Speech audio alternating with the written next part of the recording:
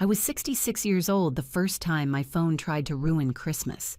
My name is Elaine Carter, and on that December evening, I was exactly where I'd begged God to let me be all year long, at my son's dining table, watching my grandchildren chase each other around a Christmas tree. The turkey I'd roasted myself sat in the center of the table, skin glistening under the warm light. Cinnamon and cloves hung in the air. Someone had put on a soft old carol I used to hum with my husband when he was still alive. For a moment, I could almost pretend Michael was in the empty chair beside me. Daniel lifted his glass, laughing at something his father-in-law said. Megan brushed a crumb from 6-year-old Ethan's cheek. 9-year-old Lily was busy tucking a crayon drawing under my plate so I would find it later. It was one of those picture-perfect scenes the stores use in their holiday commercials, and I felt myself finally relaxing into it, like a stiff muscle starting to loosen. Then my phone buzzed against my hip. At first I ignored it. At my age, you get more spam calls than real ones, and I wasn't about to break the spell of that moment for some robot asking about my car's warranty. The device vibrated again and again, insistent. I felt it through the knit of my red sweater like a small, angry heartbeat. "Let's put our phones away tonight, huh?" Daniel said, flashing me a smile as he poured a little wine into my glass. "Just this once." "I'm trying," I told him, forcing a smile back. "It's the phone that's misbehaving, not me." I slipped it from my pocket to silence it properly before tucking it away. The screen glowed up at me. Unknown number. It stopped ringing. A second later, a text flashed across the screen. "Elaine, go home. Now. Don't ask. Just go." The fork in my hand suddenly felt too heavy. For a heartbeat, I thought it had to be some kind of scam, the kind where they prey on old widows sitting alone at their kitchen tables. Only I wasn't alone. I was finally with my family. My family. The phone vibrated again, rattling softly against the wooden chair. Another message appeared. "It's Luis from across your street. Someone's inside your house." The warmth in my chest collapsed into something cold and sharp. The chatter at the table faded into a dull hum. I could smell the turkey, hear the clink of glasses, feel Lily's small shoulder pressing against my arm, and at the same time I saw my own dark, empty living room 2 miles away. The framed photo of Michael on the mantel, the locked drawer where we kept every piece of paper that mattered. I pushed back my chair as calmly as I could and stood up, my knees suddenly unsteady. If I had known what going home that night would cost me, I might have stayed in that chair and let the house burn to the ground. I didn't leave the warmth of that dining room right away. After I stood up from the table, I told everyone I just needed to stretch my back. It wasn't entirely a lie. At 66, everything creaked when I moved too quickly.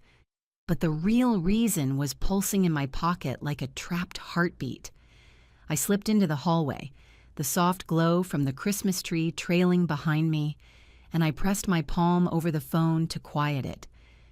I didn't open the message again. I didn't dare. Instead, my mind drifted back to the beginning of that strange, uneasy week, because that was where everything had started to tilt sideways. 5 days before Christmas. My house had felt colder than the weather outside. Ohio winters have a way of seeping into your bones, especially when you live alone, and the older you get, the more the silence inside your home starts to sound like an extra presence. I'd been standing at the kitchen counter, smoothing a wrinkle in the table runner Michael used to complain about, too fancy for everyday use, when my phone rang. Daniel's name filled the screen. His voice was tight, like he'd been rushing between meetings. "Mom, I wanted to talk about Christmas." I remember bracing myself, though I wasn't sure why. He cleared his throat. "This year, Megan and I thought it'd be better to keep it small, just us and the kids. It's been a long year, and we want a quiet holiday." I ran my thumb along the chipped edge of a ceramic mug Michael made at a pottery class decades ago. I didn't let my voice crack. "Of course, honey. You do what's best for your family." There was a pause. Maybe he heard something break inside me. Maybe he didn't. After we hung up, the house pressed in around me with that heavy kind of emptiness that makes you feel like you're underwater. I didn't cry right away. Instead, I walked to the living room, opened the old wooden chest by the fireplace, and pulled out the Christmas album I'd kept for 40 years. The pages curled slightly at the edges, the way things do when they've soaked up too many years of fingerprints and memories. There was Michael in the first photo, thick mustache, smile too big for his face, holding a toddler-sized Daniel next to a tree that leaned to one side because Michael never bothered to check if the stand was level. There was the year we got snowed in and ate nothing but pantry leftovers. The year Daniel lost a tooth in the middle of unwrapping his presents. The last year before Michael's diagnosis. It all played like a silent movie on my lap. My chest tightened until I had to close the album. That night, I heated a can of chicken noodle soup and sat at the small kitchen table, listening to the wind push against the windows. That was when I started to feel it, an ache that was more than loneliness. A sense that something unspoken sat between Daniel and me, something heavier than a simple holiday choice. The next 2 days crawled by. I tried baking cookies, though half the batch burned because I forgot to set the timer. I read a book but kept rereading the same page, unable to settle. Every time my phone buzzed, I hoped it was Daniel changing his mind, only to find appointment reminders or grocery ads. Then, on the evening of December 23rd, the phone finally rang again. "Mom!" Daniel sounded different this time, almost rehearsed. "I've been thinking, and I feel awful about what I said. The kids really miss you. They've been asking if Grandma Elaine is coming. Megan and I. We'd love it if you joined us." The relief hit me so fast I had to sit down. My knees went soft. "Oh, Daniel. Of course. I'd love that." He went on quickly, as if wanting to seal the deal before either of us could change our minds. "Could you make your turkey? The one Dad loved? And that cranberry orange relish?" There it was, the first flicker of unease. He was never sentimental about Michael's favorite dishes. Not like this. I swallowed it down because the joy was louder. "Yeah," I told him. "I'll bring everything." "Great, just come early. Spend the day. Don't worry about your house or anything. We'll take care of you here." It was an odd choice of words, but I chalked it up to holiday stress. The moment we hung up, I pulled out my shopping list with a trembling kind of excitement I hadn't felt since Michael was still alive. The next morning, I drove to the small grocery store near the old post office. The bell over the door jingled as I walked in, and the warm air fogged my glasses. I picked out the biggest turkey they had, brushing frost from the packaging. For a moment, I imagined Michael beside me, arguing that 20 pounds was overkill. I smiled at the empty space next to me, pretending to hear him anyway. When I got home, my neighbor Luis was clearing snow from his driveway. He waved his shovel at me. "Big plans for Christmas. Elaine?" His accent was warm, his voice steady. I told him Daniel had invited me after all. His face softened with something like relief. "Good. You shouldn't be alone on Christmas. If you're gone all day, I'll keep an eye on your place. These holidays bring out the wrong sorts of people." I laughed, but his words lodged somewhere deep. That evening, I seasoned the turkey the way Michael taught me. Orange zest, fresh rosemary, pepper cracked by hand. The house filled with familiar scents, and for the first time in weeks, I felt almost whole again. But as I placed the turkey in the fridge and washed my hands under the warm water, something tugged at the back of my mind. A whisper I couldn't name. I ignored it. I shouldn't have. Christmas morning arrived wrapped in a quiet kind of hope. the kind that settles over you before you're fully awake. I opened my eyes to the pale blue light slipping through the blinds and lay still for a moment, listening to the furnace kick on, the soft hum of a house that had grown used to mourning. Then I remembered. I wasn't spending Christmas alone this year. Daniel wanted me there. The kids wanted me there. The thought warmed me faster than the furnace ever could. I moved slowly through my morning routine, careful with my joints, humming a tune Michael used to whistle as he shaved. When I tied my scarf and slipped into my coat, I paused to glance around the living room. The tree I decorated by myself blinked its soft white lights. The framed photo of Michael on the mantel seemed to watch me, gentle and steady as always.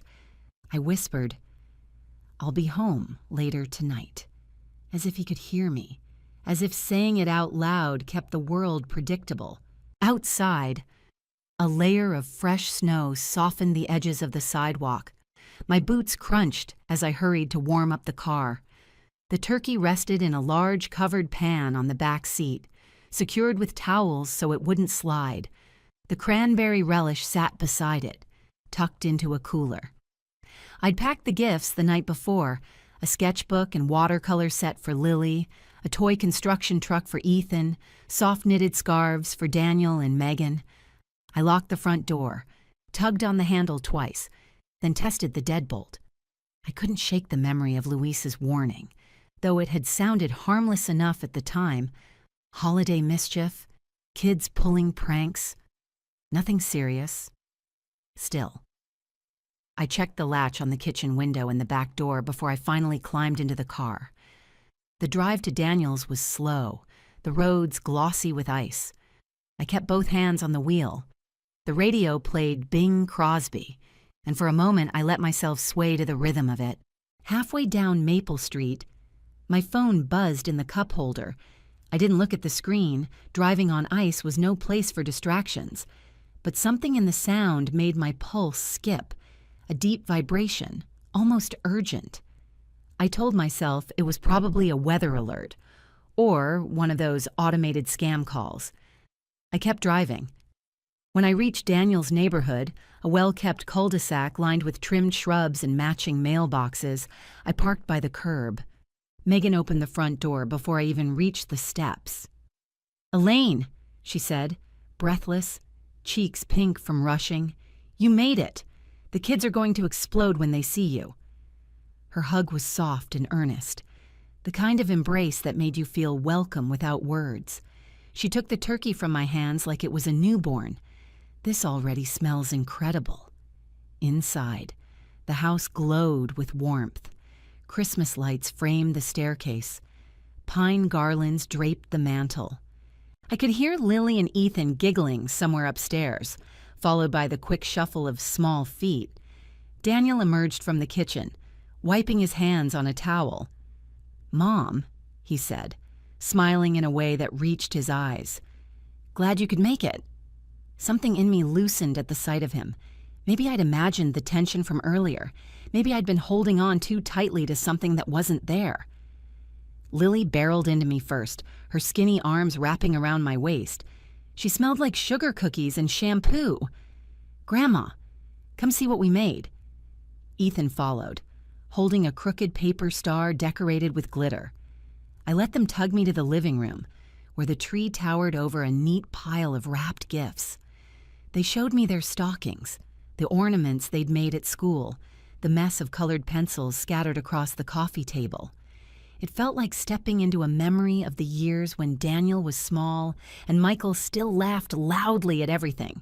When dinner preparations resumed, I joined Megan in the kitchen. She was stirring mashed potatoes while her mother arranged rolls on a tray. Daniel's father-in-law uncorked a bottle of wine. Everything moved with that familiar holiday choreography, passing bowls, checking timers, teasing Daniel for taste testing too often. For a while, I forgot I'd ever been uninvited. When we finally sat down, the table looked beautiful. The turkey browned to perfection, Megan's side dishes steaming, candles flickering in glass holders. Daniel lifted his glass, toasting to family, to the new year, to healing old hurts. I swallowed hard at that last part. My phone buzzed again in my pocket, just once. Then silence. I shifted my weight, trying to ignore it. The last thing I wanted was to break the fragile piece hanging in the room. Daniel caught my movement and nodded toward my sweater pocket. "Mom," he said lightly, "put the phone away tonight. We don't get this time together often." He meant well. I forced a smile, slid the phone deeper into my pocket, and focused on the food in front of me. The turkey was moist, the gravy rich. Lily leaned against my shoulder each time she laughed. For a few minutes, everything really did feel perfect. Then the phone buzzed again, a long, insistent vibration that felt nothing like a casual call. My pulse thrummed with it. A chill slid down my spine, subtle but impossible to ignore. I reached for my water glass with a steady hand, though my insides tightened around something I couldn't yet name. The vibration stopped as abruptly as it started. I didn't check the screen. Not yet. But something deep inside whispered that whatever waited on that phone would shatter this perfect scene in a way I wouldn't be able to take back. The vibration didn't return right away, but the quiet it left behind was worse than the sound itself. It sat under my skin like a cold draft slipping through a cracked window. I tried to stay present, tried to laugh at Ethan's silly faces, to admire Lily's crooked paper crown, to nod along as Daniel's father-in-law talked about traffic on the interstate. But my mind kept circling back to the weight in my pocket. When dessert arrived, Megan's chocolate silk pie, my phone buzzed again. Once, twice, then a third time. Not the short staccato of a spam call, but a deep, urgent vibration that made my heart stutter. I pushed my chair back and stood. "I just need to check something," I said, hoping my voice didn't betray me. Megan looked up from slicing the pie. "Is everything okay?" "I'm sure it is," I told her, though the words felt hollow. I stepped into the hallway again, letting the door swing shut behind me. The house grew quiet out there, the sounds of laughter muffled by walls and holiday music. I pulled out my phone. 5 new messages, all from the same unknown number. "Elaine. Answer. It's Luis. Someone is in your house. Lights moving inside. I'm calling the police. Come home." My breath hitched. I reread the messages twice, hoping I'd misunderstood. But they stayed the same, stark and cold and impossible to ignore. My house was supposed to be empty, locked up tight. Nothing inside was worth stealing except the papers in the locked drawer, the documents Michael and I had spent years organizing, updating, guarding. I pressed call. Luis picked up on the first ring. "I can see them through your front window," he whispered. "A flashlight or something. They're moving toward the hallway." I closed my eyes. "Luis, are you sure?" "Elaine, I've lived across from you for 15 years. I know what your house looks like in the dark. This isn't your lights. Someone's in there." I gripped the edge of the hallway table, knuckles white. "The police. Are they on their way?" "I called them already. They said they're close." His voice softened, trembling just slightly. "You need to come home. Now." I ended the call and took a long breath that didn't reach my lungs. When I walked back into the dining room, everyone looked up. Megan's smile faltered. Daniel's forehead creased. "Who was that?" he asked. I swallowed. "Luis, he says, someone might be inside my house." The room shifted, the warmth draining from it as if a door had opened to the winter outside. Megan stood so quickly, her chair scraped the floor. "Oh my God, Elaine, do you want us to call the police?" "They're already on their way," I said. "I should go meet them." Daniel was on his feet before I finished speaking. "I'll drive you." "No." The answer came too quickly, but I didn't soften it. "Stay with your family. I'll be fine." He frowned, stepping closer. "Mom, it's not safe for you to—" "Daniel," I said quietly, "please." He stopped arguing. He didn't like it, but he stopped. Maybe it was the way my voice sounded. Maybe he saw something in my face that I hadn't meant to show. Megan grabbed my coat from the entryway and helped me slip it on. She pressed a hand to my shoulder. "Call us when you get there." "Please." "I will." The drive back felt longer than the drive there, though the streets were empty and the snow had slowed to a light powder. Every street lamp cast long shadows across the road. My wipers brushed away thin sheets of ice as I whispered to myself, "It's probably nothing. Maybe Luis overreacted. Maybe it's just the timer lights glitching again." But my foot pressed harder on the gas. When I turned onto my street, the sight of my house stole the air from my lungs. The front porch light, which I'd set on a timer, was dark. The curtain in the living room was drawn slightly open, though I always closed it fully at night.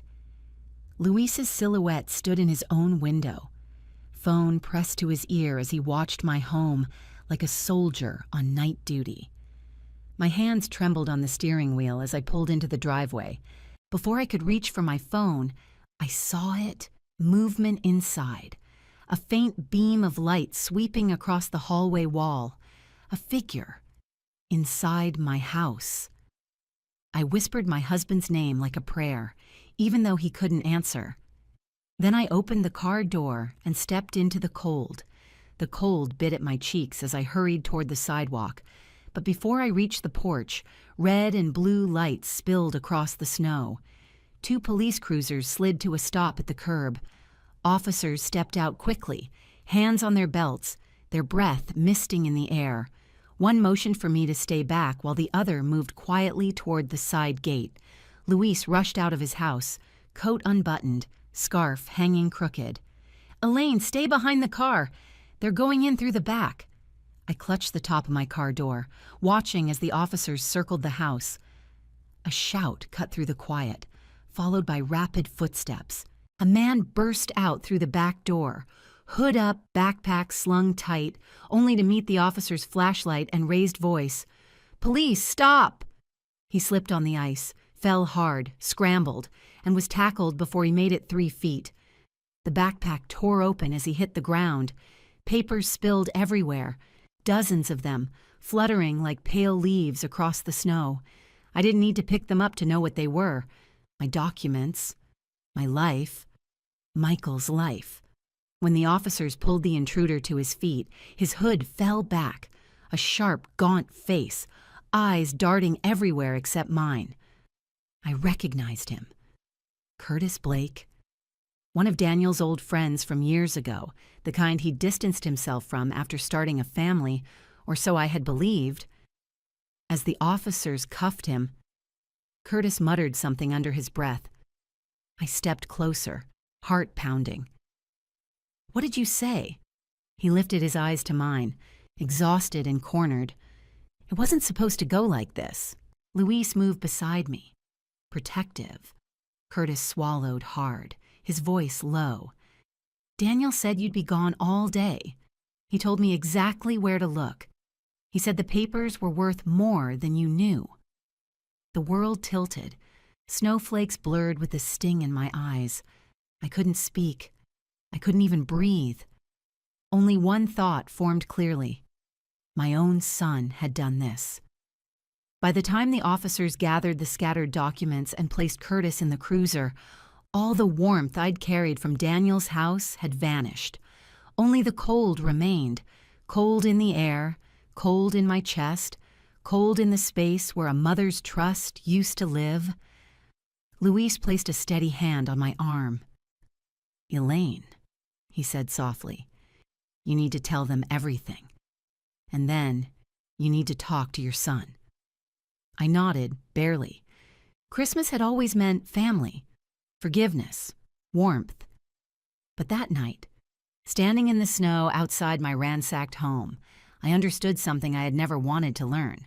Sometimes the deepest betrayal doesn't come from strangers breaking into your house. It comes from the people who already had the keys,